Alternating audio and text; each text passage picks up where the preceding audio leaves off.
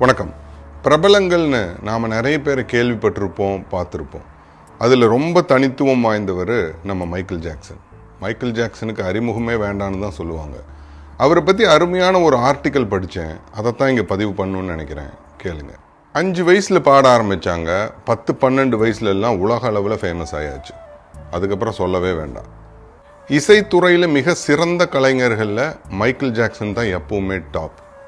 Greatest of all டைம்ஸ்னா அது Michael Jackson தான். சின்ன வயசுலேயே உச்சம் தொட்டாச்சு. பணம், பேர், புகழ்னு எல்லாத்துலேயுமே ஒரு எக்ஸ்ட்ரீம் போயாச்சு. நிறைய பேருக்கு நல்லது செஞ்சாங்க. 39 தடவை கின்னஸ் வேர்ல்ட் ரெக்கார்டு வாங்கியிருக்காங்க. அவ்வளோ சேரிட்டியும் செஞ்சாங்க. பணத்தை வச்சு அவருக்கு என்னென்ன செய்யணுமோ அதெல்லாமே செஞ்சுக்கிட்டாங்க. நம்ம எல்லாருக்குமே தோணும் இல்லையா, உடம்புல இது இப்படி இருந்திருக்கலாம், அது அப்படி இருந்திருக்கலாம் அப்படின்னு. அந்த மாதிரி அவருக்கும் தோணுச்சு. அவருடைய மூக்கு அவருக்கு பிடிக்கல. ஆப்ரேஷன் பண்ணி அவருக்கு எப்படி பிடிக்குமோ அந்த மாதிரி மூக்கை மாற்றிக்கிட்டாரு. சுருண்டு இருக்கிற அவருடைய முடி பிடிக்கல. ஆப்ரேஷன் பண்ணி அதை எப்படி வேணுமோ அந்த மாதிரி மாற்றி வச்சுக்கிட்டாரு. அவருடைய உடம்புல கூட நிறைய மாற்றங்கள் செஞ்சார். அதுவும் சக்ஸஸ்ஃபுல்லாகவே முடிஞ்சுது அவருக்கு. பணம் இருக்கிறதால என்னென்ன தேவையோ எல்லாமே செஞ்சுக்கிட்டாங்க. அதுவும் சக்ஸஸ்ஃபுல்லாகவே முடிஞ்சதால் அவருக்கு ரொம்ப கான்ஃபிடென்ட். நமக்கு 100 வயசை தாண்டி வாழணும் அப்படிங்கிற ஒரு எண்ணமும் இருந்தது. 12 பேர் கொண்ட டாக்டர்ஸ் செப்பரேட்டாக இருந்தாங்க. அவருடைய தலை முடியிலிருந்து கால் நகம் வரைக்கும் பர்ஃபெக்டாக செக் பண்ணிகிட்டே இருப்பாங்க. அவருடைய எல்லா சாப்பாடுமே லேபில் டெஸ்ட் பண்ணி தான் சாப்பிட்டாங்க. இது போக 15 பேர் ஒரு செப்பரேட்டான டீம் அவருடைய டயட்டு, சார்ட்டு, ஒர்க் அவுட்டு எல்லாத்தையுமே பர்ஃபெக்டாக பார்த்துக்கிட்டாங்க. உடல் உறுப்பு தானம் பண்ணுறவங்க கூட பணம் கொடுத்து ரெகுலராக கான்டாக்ட்லேயே வச்சுருந்தாங்க. அவருடைய உடம்புக்கு தேவையான உறுப்புகள் ஏதாவது செயல் இழந்துச்சுன்னா டக்குன்னு மாற்றிக்கிற அளவுக்கு அவங்கள கான்டாக்ட்லேயே தான் வச்சுருந்தாங்க. 100 வயசை தாண்டி வாழணும் அப்படிங்கிறது தான் அவருடைய எண்ணமாக இருந்தது. ஆனால் அது நடக்கலை. 25 ஜூன் 2009 அவருடைய 50வது வயசில் அவருடைய இதயம் துடிப்பதை நிறுத்தியது.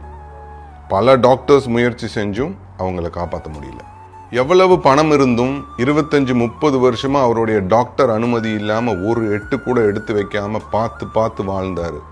100 வயசை தாண்டி வாழணுங்கிற அவருடைய ஒரே எண்ணமாக இருந்தது. ஆனால் அவருடைய கனவு பலிக்காமல் போயிடுச்சு.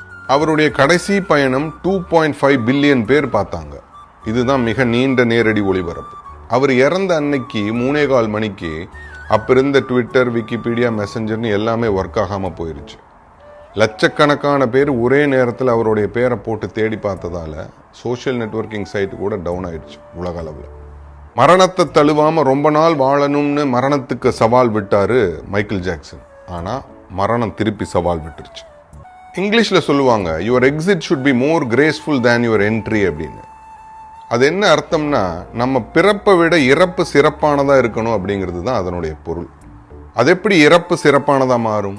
நம்ம வாழ்ந்த வாழ்வு தான் அதுக்கு சான்று. இந்த பதிவிலிருந்து நமக்கு கிடைக்கக்கூடிய மாரல், வாழ்க்கை ரொம்ப விசித்திரமானது. எல்லோர் வாழ்க்கையும் வெற்றியாகவும் மகிழ்ச்சியாகவும் முடிவதில்லை.